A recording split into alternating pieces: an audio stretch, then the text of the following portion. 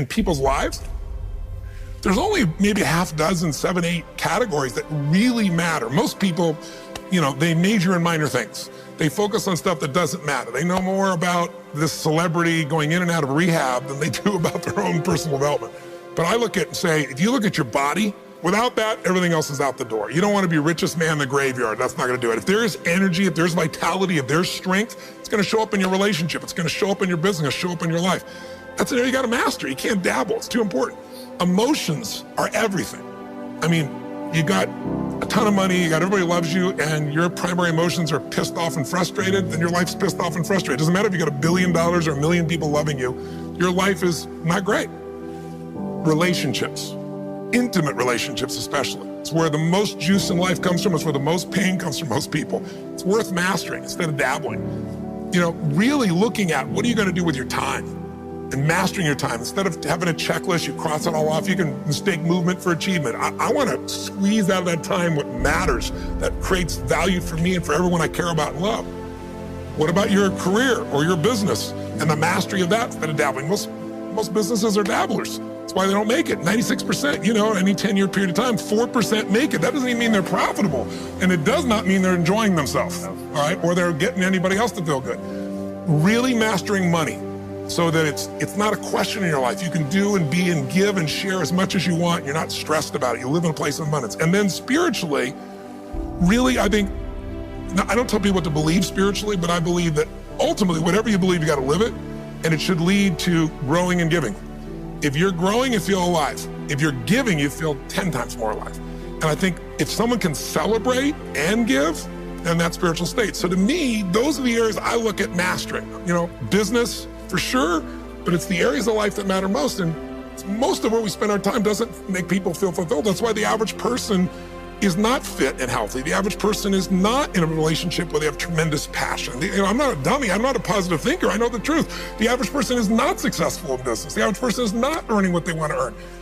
But you know what? Very few people have those things, but a few do. A few are happy, fulfilled, spiritually alive, financially strong, their business is growing, they have passionate love affairs, and I'm obsessed with finding the few who do and find out what they do different and teaching to everybody. Everyone's going to measure themselves differently because everyone values things differently.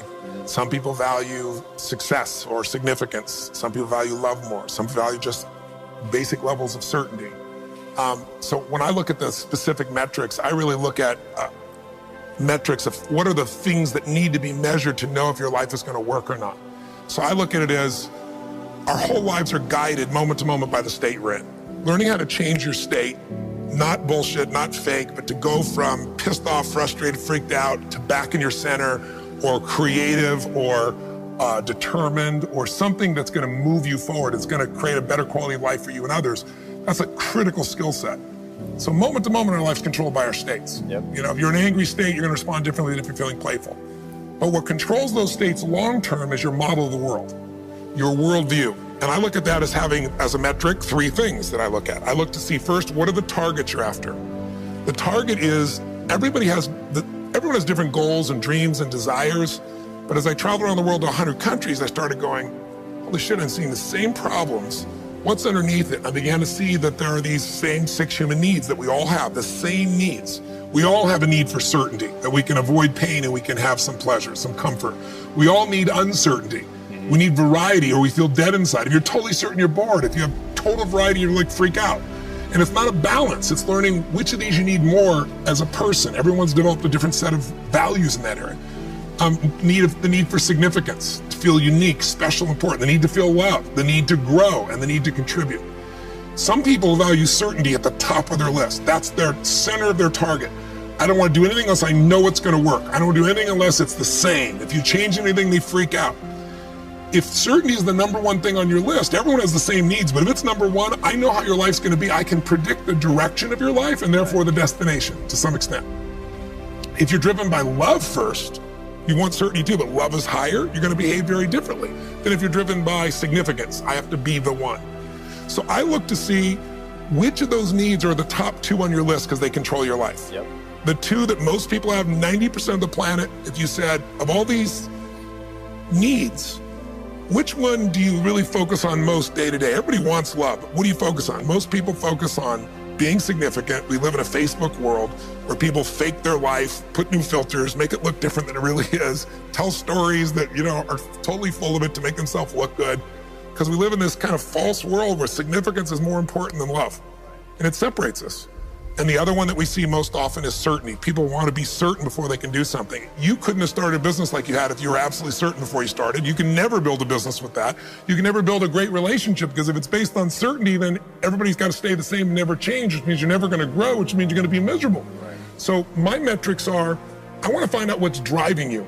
And I want to see, is it healthy or unhealthy? You can have two people be driven by significance, though, and do it with a different set of rules. That's the second piece I measure. The beliefs or rules of how to fulfill that target. But I want to be more clear about something. An extraordinary life is life on your terms, and there's two parts. Part one to have an extraordinary life is mastering the skill of the science of achievement. How do I take what I envision and make it real? And how do I do that quicker, faster, better, easier? The ability to manifest what you come up with and make it real, like you've done with your company, yes, that's a skill set. I spend an unbelievable amount of time helping people do it faster, quicker, better, showing them the shortcuts, teaching them the strategies, modeling what works so you can save yourself a decade. But I would submit to you that having done this for 38 years with, 50 million people at this stage, I can tell you that the science of achievement, there are a lot of people that are damn good at that, and they still don't have an extraordinary life.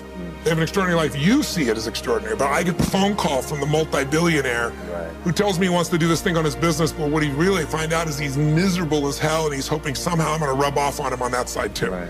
And so I give him what he asked for, the change in his business, but I also give him what he needs, which is the change inside of him. So the second skill is the art of fulfillment. If you want an extraordinary life, you can't just achieve, you got to be fulfilled. As simplistic as that sounds, but it's an art. It's not a science. Sure. It's a science to making money, come on.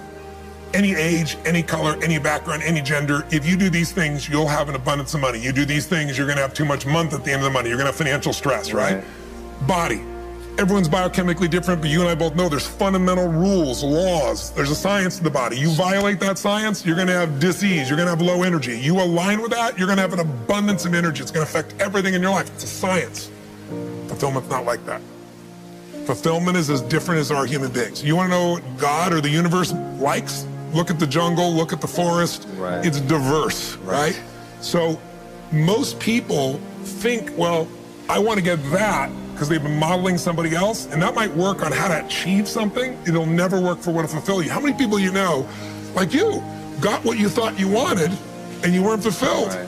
And that, I always tell people, success without fulfillment is the ultimate failure. The ultimate failure. Because if you go at something and you fail and you're an achiever, you don't fail. You go, I learned something, I'll just try something else. Right. I'm going to still get there. But when you succeed and you're not happy. So a perfect example of this, I mentioned in the seminar you were there because it hit me about a year and a month ago, we lost what I consider a national treasure, Robin Williams. And I asked people, how many of you love Robin Williams? Everybody raising their hand all around the world, right? He made people laugh, people were touched by him. So how good was he at the science of achievement? I mean, he wanted to be a great comedian and make the whole world laugh, he did. He wanted to have his own TV show, he did. He wanted the #1 show, he did it. He wanted to make movies, he did. He wanted to have an Academy Award for not being funny.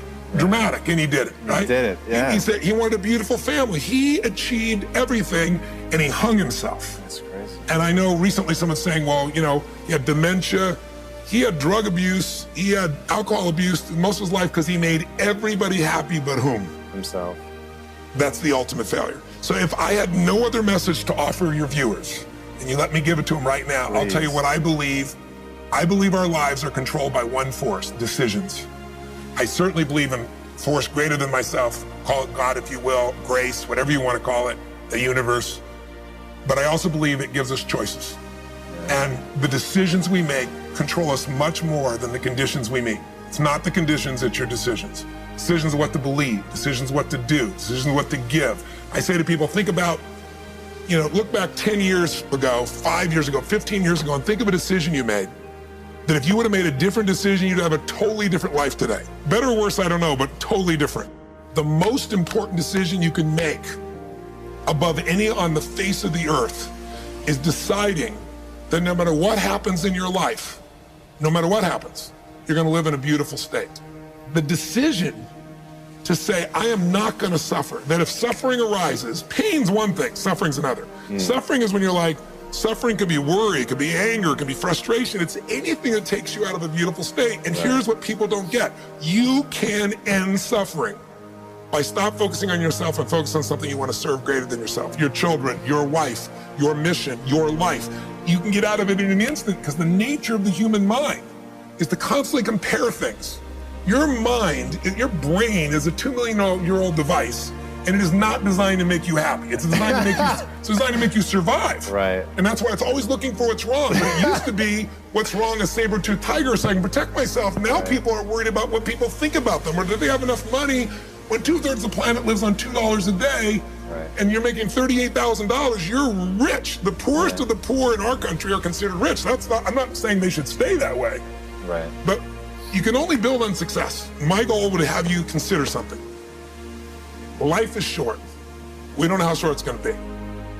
But if you only had a week to live, I bet you wouldn't allow yourself to suffer over a little crap that makes you crazy normally. I think you would probably spend time with those you love. You would do what you love. You'd take awe in a sunset. You'd smell the air. You would take in everything in those final moments that you possibly do. So my thing is, why wait? Right. Why wait? Why not just decide that if I start to suffer, I know the solution, because suffering is me obsessing about me. You might say, it's not me, I'm worried about my kids because they're not doing well. No, you're worried that you haven't done enough for your kids. It's about you still, right? Yes. You know, you're worried about what was done or what you should have done or what shouldn't have done. And you can end that in an instant by becoming aware of it and saying, I have made the most important decision of all. Right. I'm gonna live in a beautiful state. Because here's what's gonna happen. Anybody watching, you may lose a family member, you probably will. Somebody may get cancer. Your business may, the government might change the rules. They might change things radically that you can't even do anything about it. You might go bankrupt. You might get divorced. I'm not saying anybody will, but no one knows what's gonna really happen in your life. Life's full of uncertainty, but here's what you can know. You can decide no matter what happens, you could have a great time. If somebody like Viktor Frankl can be locked up in Auschwitz and come out of that and experience finding joy in the middle of Auschwitz, then human beings have a capacity they've undersold themselves on. We think that the outside world determines how we feel. If people have to behave a certain way, if your husband or your wife or your kids or your coworkers or whoever, your boss, has to behave a certain way for you to be happy, and if they don't, you're unhappy, then you're always gonna be unhappy, because the more people around you, the more they're gonna change that, because they're all human, right? My invitation is, as great as it is to achieve, more important to enjoy. Right. And if you can enjoy every moment in that state, when you're feeling loving and playful and passionate and curious and awe, you treat other people 100 times better than when you're feeling frustrated, pissed off, overwhelmed, worried, stressed, or feeling sorry for yourself. Right. You're gonna be a better parent, you're gonna be a better lover, you're gonna be a better business person, you're gonna have a better life. So my soliloquy is, decide. Decide today. And actually say, what if I cut it off? What if I said, I'm not willing to settle and I'm just gonna live in a beautiful state? Doesn't mean you won't feel bad, it doesn't mean you won't stay there. You instantly change. But what the hell is success? It's hitting an expectation. And I always tell people, man, trade your expectations for appreciation, and it's a whole new world instantly. If you can appreciate this moment, if you can't find ecstasy in this moment, in a conversation with a friend and looking in your wife's eyes, being with your children, going on a run, if you can't find ecstasy now, I'm here to tell you, more money, more people, more love, more business, more anything is not going to give you more ecstasy. If you can't do it here now, you're not going to do it there when you got more. So why not do it now and have a rich life right now? I tell people, money, that's one thing. Like having financial abundance, there's skills, that's a science. But wealth, it's a decision. It's like you can be wealthy right now. I live in Fiji a good portion of the time. There are these villagers there. They're the richest people I know. They're happy, they laugh, they love, they don't give a damn about the economics. Other people say they're poor. When I first went there, I was trying to do things for them. They're like, what are you talking about? I'm so happy. Wealthy people come over from the United States and they go travel around and try to figure out what to do, and they're gonna spend 9 years to do this and this and this so they can finally sit down and be happy. And the Fijian guy goes, why don't you sit on the beach right now, dude, and experience it? Why spend the 9 years? Why not have it now? That's my invitation.